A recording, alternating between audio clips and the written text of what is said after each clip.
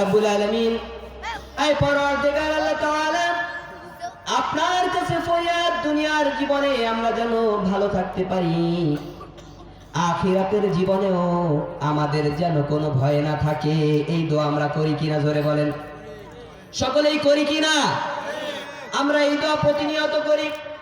কিন্তু আল্লাহ রাব্বুল আলামিন আদম আলাইহিস সালাতু ওয়াস সালামকে যখন পৃথিবীর বুকে পাঠালেন, তিনি বলেছিলেন ফাইম্মা ইয়াতিয়ান্নাকুম মিন্নি হুদান ফামান তাবিআ হুদায়া ফালা খাউফুন আলাইহিম ওয়ালা হুম ইয়াহজানুন। ও আদম, তুমি চলে যাও, তুমি এবং তোমার পরবর্তী সন্তান যারা পৃথিবীর বুকে আমি পাঠাবো, যাদের ফাইম্মা ইয়াতিয়ান্নাকুম মিন্নি হুদা, আমার পক্ষ থেকে যখন এই হুদা নামক আল কোরআন যাবে, আলিফ লাম মিম যালিকাল কিতাবু লা রাইবা ফি হুদাল লিল মুত্তাকিন, এই হুদাটা যখন তোমাদের কাছে পৌঁছে যাবে, তখন ফাইন্না ইয়াতিয়ান্নাকুম মিন্নি হুদা ফামান তাবিআ হুদায়া ফালা খাউফুন আলাইহিম ওয়ালা হুম ইয়াহজানুন। কোন ব্যক্তি যদি এই হুদা দ্বারা তার জীবনকে পরিচালনা করে, ব্যক্তি জীবন কোনো হতাশা থাকবে না, পারিবারিক জীবন সাজাতে চাইলে কোনো সমস্যা থাকবে না, সামাজিক জীবন, আন্তর্জাতিক জীবন যদি এই হুদা দ্বারা সাজাতে পারে আল কোরআন দ্বারা, তাহলে দুনিয়ার জীবনে তার কোনো ভয় নাই, আখিরাতেও তার কোনো চিন্তা নাই। আখিরাতে জাহান্নাম থেকে মুক্তির ব্যবস্থা করে দিব আমি আল্লাহ রাব্বুল আলামিন। জোরে জোরে কোন সুবহানাল্লাহ। এজন্য প্রার্থনা করতে হবে সিজদায় গিয়ে, পারা যাবে না ইনশাআল্লাহ? সিজদায় নত হও,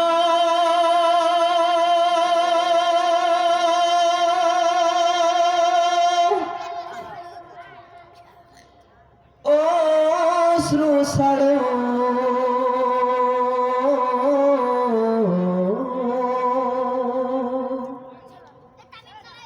আল্লাহর শরণে হৃদয় গাড়ো। তুমি কি জানবে না তোমার নিজেকে, প্রভুকে রাত কি কেটে যাবে, ঘুমে আলসে রাত কি কেটে যাবে, ঘুমে আলসে।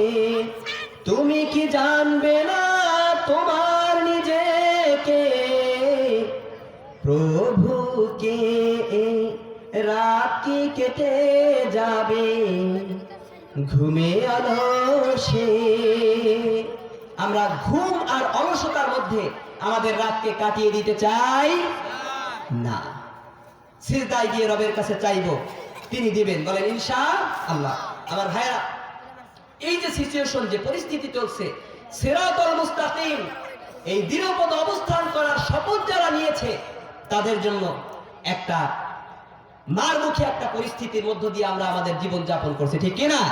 মসজিদের মিম্বার থেকে কথা বলা যায় না, মসজিদের মিম্বার থেকে কথা বলা যায় না। মসজিদের সভাপতি, সেক্রেটারি, অবস্থান দায়িত্বশীল হুজুর সাইরা সামলায় থাকেন, বুঝেন তো পরিস্থিতি একটু গোলাতে, বলে কিনা জোরে বলেন? আরে ভাই, কি বলে? আমাদের উপরে চাপ আছে, আপনাদের উপরে চাপ আছে। কোন জায়গা?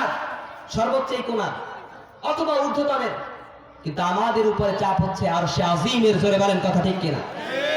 আরশে আজিম থেকে আল্লাহ রাব্বুল আলামিন বলেছেন, ইত্তাবি মা উনজিলা ইলাইকা মির রাব্বিক, আমার বান্দারা, তোমাদের কাছে যে আল কোরআন গিয়েছে, ইত্তাবি, তোমরা অনুগত করো, এই কোরআনকে মেনে নাও, জীবনের সাথে এই কোরআনকে মিলিয়ে নাও। জীবনের সাথে সাংঘর্ষিক যা কোরআনের সাথে সাংঘর্ষিক, এইটাকে তুমি রিজেক্ট করো। ইত্তাবি মা উনজিলা ইলাইকা মির রাব্বিক, শুধুমাত্র কোরআন নিজের জীবনে তুমি বাস্তবায়ন করলে হবে না, বরং তোমার ব্যক্তি জীবন, পারিবারিক জীবন, সামাজিক জীবন, আন্তর্জাতিক জীবনে কোরআনের বাস্তবায়ন করার জন্য তোমাকে শপথ নিতে হবে। বাল্লিগ মা উনজিলা ইলাইকা মির রাব্বিক, প্রত্যেকটা মানুষের কাছে কাছে গিয়ে কোরআনের দাওয়াত পৌঁছে দাও। কথাটা কার জোরে বলেন? আল্লাহ রাব্বুল আলামিনের এই দাওয়াত দানের ব্রত নিয়ে শপথ যারা নিয়েছে, ইন্নাস সালাতি ওয়া নুসুকি ওয়া তাআতি লিল্লাহি রাব্বিল আলামিন। এই শপথ যারা নিয়েছে, যারা এই কাজের জন্য আঞ্জাম দিয়েছে, তাদের জন্য আল্লাহ রাব্বুল আলামিন পথটাকে সংকুচিত করেছেন নাকি প্রশস্ত করেছেন? জোরে বলেন। প্রথমে এই পথটা সংকুচিত থাকে, সংকীর্ণ থাকে, ভয় এবং ভীতি থাকে, ক্ষুধার যন্ত্রণা থাকে, মামলা হামলার ভয় থাকে, জেল জরিমানার ভয় থাকে। ওয়ালানাবলুওয়ান্নাকুম বিশাইইন মিনাল খাউফ ওয়াল জু' ওয়া নাকসিম মিনাল আমওয়ালি ওয়াল আনফুসি ওয়াস সামারাত। এই পাঁচটা পরীক্ষা, ক্ষুধার যন্ত্রণা, এরপরে ভয় ভীতি, ঊর্ধ্বতন দায়িত্বশীলের চাকরি চলে যাবে, বিবি বাচ্চা ছেড়ে যাবে। এই ধরনের পরীক্ষা যদি কারো জীবনে না আসে, তাহলে বুঝতে হবে ঈমানের দাবিতে আপনি এখনো মুমিন হতে পারেন নাই।